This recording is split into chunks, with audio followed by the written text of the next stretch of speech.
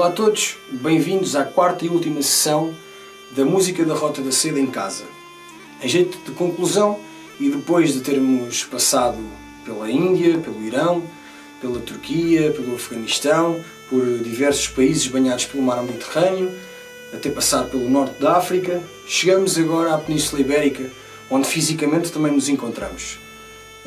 Vamos falar um pouco sobre instrumentos de alguma forma carismáticos relacionados com esta área geográfica, muitos deles descendentes diretos de alguns dos instrumentos que fomos conhecendo ao longo destas sessões, mas alguns que não têm relação direta e por isso vamos conhecer alguns instrumentos também com características únicas que nascem precisamente aqui na Península Ibérica.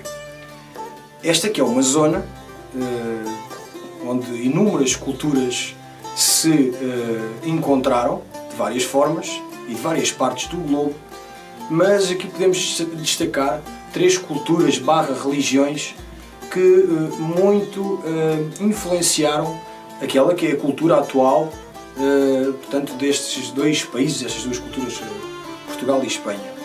Falamos dos cristãos, dos judeus e dos muçulmanos, que aqui na Península Ibérica se encontraram durante vários séculos, umas vezes mais amistosamente, outras vezes menos, mas o que é certo é que deste encontro resultaram inúmeras novas culturas de miscigenação interessantíssimas, sobre as quais nos podemos debruçar não só sobre a música, mas também noutros temas.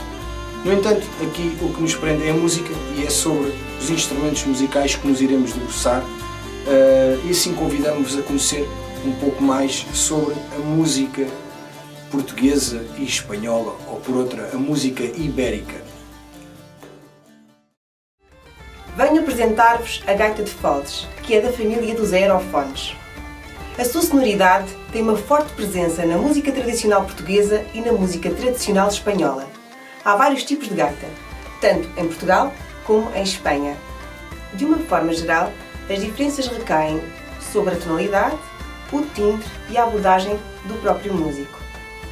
Estas características reunidas conferem ao instrumento uma característica particular, que pode estar associada a uma zona geográfica, sendo assim uma forma de identidade cultural. As gaitas de fole são feitas em madeira e o seu fole é feito num material sintético.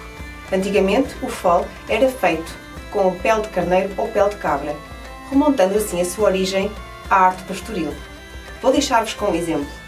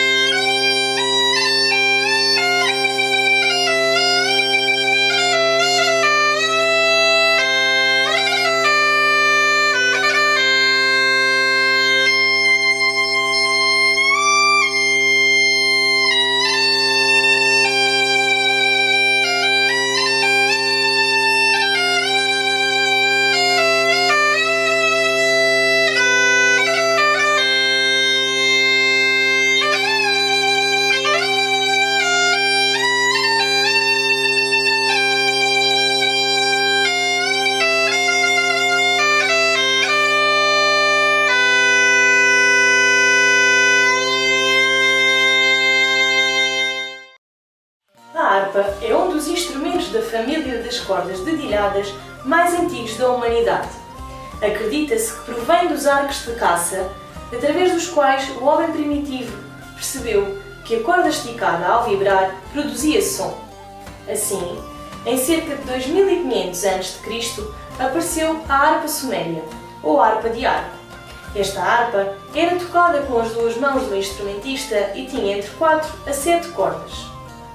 Anos mais tarde, no Egito, em cerca de 2000 a.C., apareceu a harpa de ombro. em que a harpa já era tocada ao ombro, tal e qual como hoje em dia. Foi por volta do século XII que foi desenvolvida na Europa como um instrumento triangular, que tinha uma coluna decorada, que seria a sua caixa de ressonância. Esta harpa teria diversas cordas de vários tamanhos, afinadas diatonicamente. Uma vez que é o tamanho da corda que vibra que determina a altura do som que escutamos, cada corda tem o som próprio. Foi no final do século XVIII que apareceu a harpa sinfónica. Esta tem cerca de 47 cordas e um pedal duplo que lhe permite ser afinada cromaticamente, tornando a harpa um instrumento mais versátil. Ao longo da história da música, foi utilizada como instrumento de acompanhamento e durante o período barroco como instrumento de baixo contínuo. Hoje em dia é também utilizada como instrumento solista.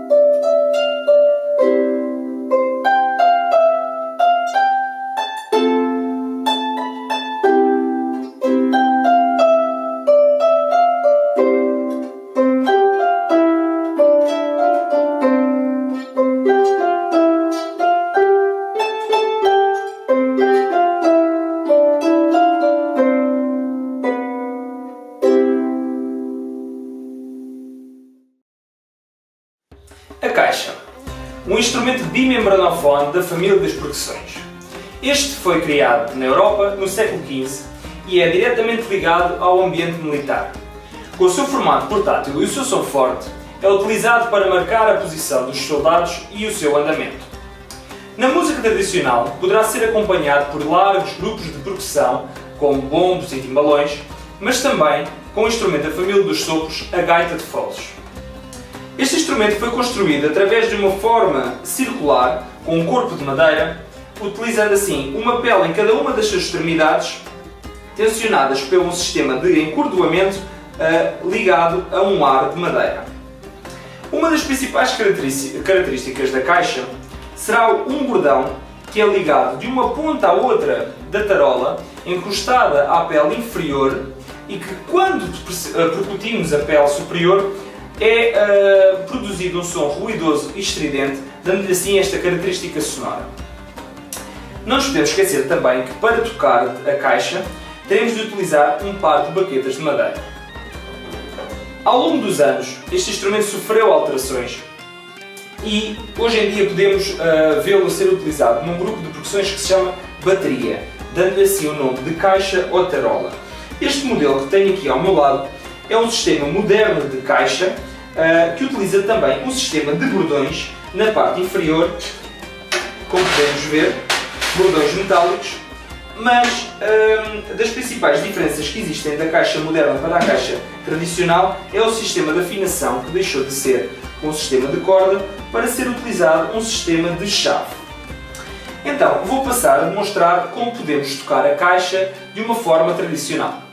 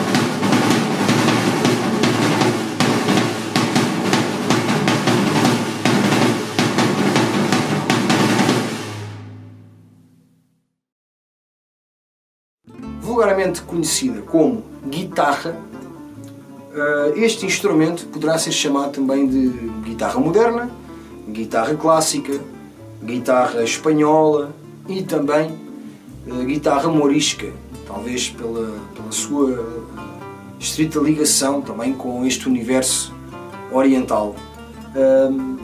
É um instrumento, portanto, descendente direto das guitarras românticas e das guitarras barrocas europeias, que por sua vez descendem de diferentes tipos de alaúde europeus, como é o caso dos alaúdes barrocos e renascentistas, que por sua vez também têm ligação com alaúdes mais ancestrais, como é o caso do oud árabe, como também já conhecemos aqui noutra sessão. É um instrumento que ganha uma enorme popularidade e que tem um desenvolvimento muito acentuado na segunda metade do século XIX. É provavelmente um dos instrumentos mais tocados em todo o mundo, pela sua portabilidade e também pela sua versatilidade. Portanto, é um instrumento que é utilizado praticamente em todos os estilos de música que possamos imaginar. Na Península Ibérica, este instrumento está intimamente relacionado, no caso da música espanhola, ao flamenco e em Portugal ao fado. Assim, é um instrumento que tem 6 cordas, são cordas de nylon, talvez por ter alguma relação com as cordas de tripa, como acontece com outros instrumentos mais ancestrais. Tem um corpo semelhante às guitarras mais antigas, renascentistas, etc., e barrocas. E, portanto, tem, ao contrário de outros instrumentos que conhecemos noutras sessões, ao longo do braço encontramos os chamados trastos, que são as marcações e que permitem ao músico saber onde é que deverá pisar para atingir diferentes notas musicais. Assim, na mão direita, o músico poderá utilizar diferentes tipos de técnicas, como por exemplo a utilização dos dedos ou a utilização de plectrums também, como neste caso a famosa conhecida palheta, que pode ser maioritariamente constituída de plástico ou, no caso desta que vou utilizar, de madeira. Assim vamos ficar com um exemplo auditivo.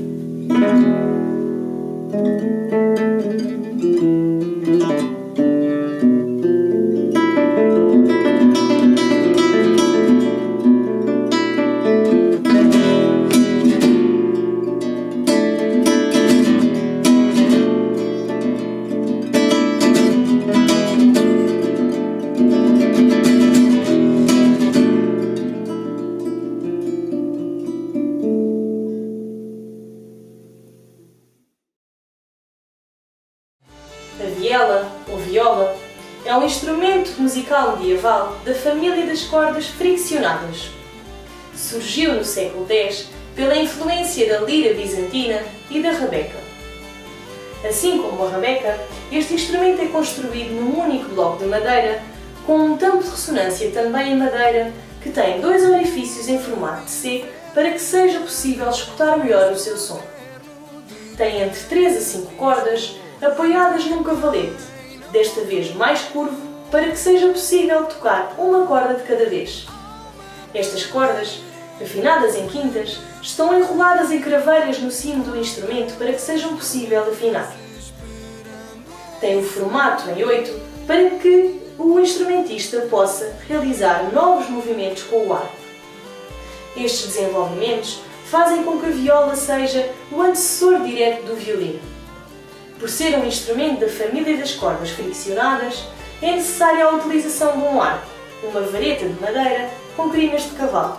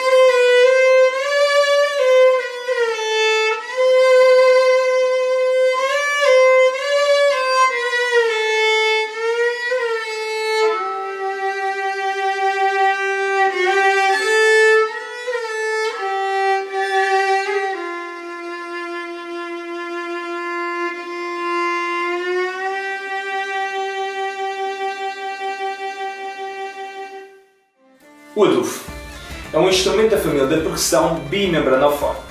Este surgiu na Península Ibérica entre o século VII e o século XII por influência árabe. Este instrumento, que tem um formato pouco usual dentro das famílias da percussão, apresenta este aspecto quadrado com duas peles a ladear cada uma das suas faces. Geralmente decorado com pequenas pontas de tecido em cada uma das suas esquinas, e no seu interior utiliza também pedras, sementes ou pequenos bocados metálicos para enriquecer o seu som quando percutindo a pele. Este instrumento é utilizado entre Portugal e Espanha de formas um pouco diferentes. Em Espanha, os músicos que tocam este instrumento normalmente utilizam desta forma, apoiado em cima da perna, e utilizam também uma baqueta para poderem retirar som deste instrumento, utilizando assim o aro e o centro da pele e também a mão que segura o instrumento. Passo a demonstrar.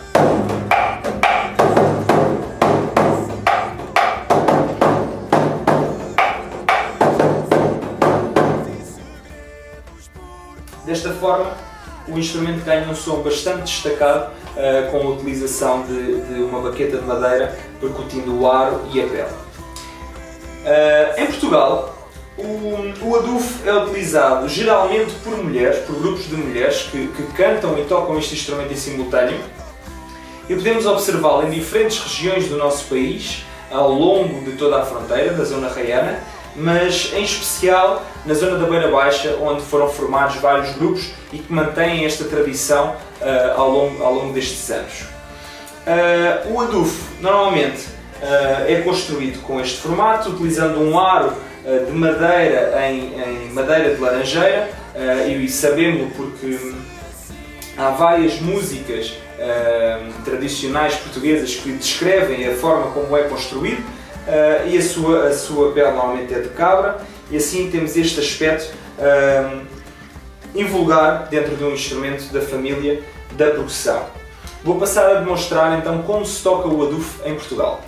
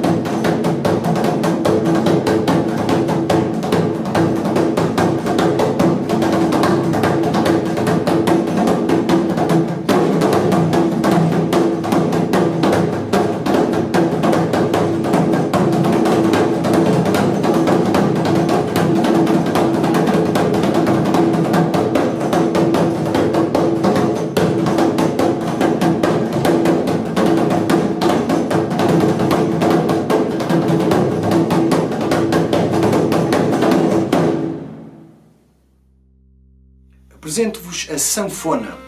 A sanfona é um instrumento extremamente peculiar e muito interessante. É um instrumento que nasce no norte de Espanha, portanto na Galiza, e a primeira iconografia existente sobre este instrumento encontra-se em Santiago de Compostela, no Pórtico da Glória, datado, portanto, do século XI depois de Cristo. Consideramos então que este instrumento seja um instrumento medieval.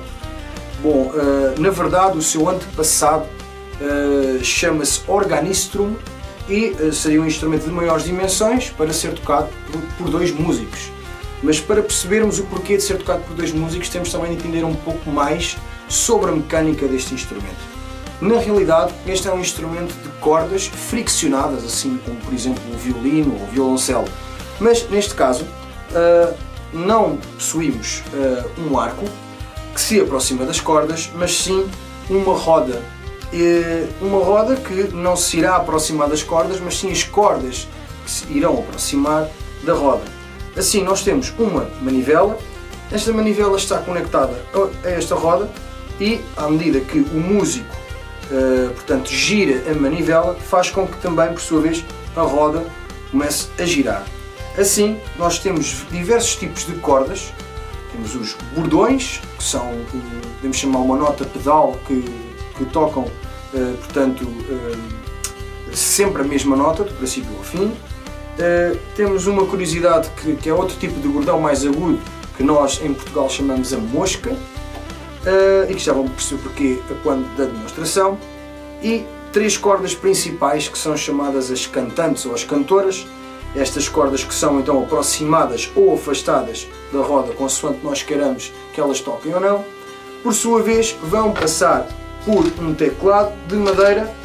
Este teclado de madeira tem, portanto, agarrada a cada uma das teclas uma tangente. Esta tangente que, cada vez que o músico empurra a tecla, essa tangente vai, por sua vez, também empurrar a corda e vai fazer com que sejam possíveis atingir as várias notas musicais que o músico necessita. Bom, e porquê 2 músicos? Então teríamos um músico dedicado então à manivela apenas e outro músico dedicado a puxar as teclas, porque nessa altura a mecânica do instrumento seria assim, não como agora que nós empurramos as teclas. E assim, com o passar dos tempos, este instrumento ganhou um formato mais portátil e singular, ou seja, para ser tocado por um músico apenas. E da Península Ibérica este instrumento foi sendo levado, transportado para outros países da Europa primeiro e depois para outras paragens mais longínquas, e por cada uma destes transportes e destas adaptações que foram feitas por outras culturas, o instrumento foi ganhando novas tecnologias, foi ganhando novas técnicas também, e hoje este formato que nós encontramos já é um formato bastante mais contemporâneo, mais moderno, apesar deste ser construído bem perto do local de origem, na Galiza. É já um formato bastante mais moderno e que, portanto, tem na sua construção imensas tecnologias de outras partes do mundo, como por exemplo as cordas simpáticas, que são cordas que vibram por simpatia, que não se encontram aqui para que o músico toque diretamente, como se poderão recordar, inclusivamente na primeira sessão que fizemos deste programa, em que, quando vos apresentámos o rubab afegão, ou até mesmo a dilruba indiana, que são instrumentos que originalmente possuem esta tecnologia e que, curiosamente, são adaptados por instrumentos que portanto, oriundos em países muito distantes. E então vamos ficar com um exemplo auditivo para que consigam então entender todo o funcionamento do instrumento.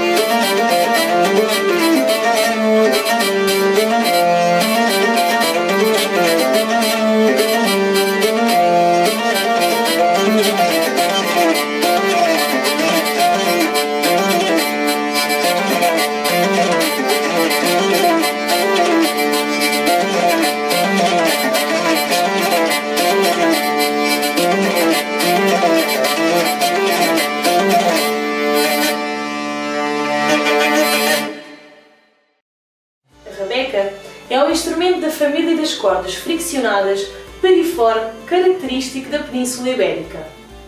Pensa-se que surgiu através da influência do rebab, um instrumento da família das cordas friccionadas trazido pelos árabes que tinha um tampo de ressonância em pele e 2 cordas. Durante a Idade Média, atingiu uma grande popularidade em toda a Europa, surgindo em diferentes formatos.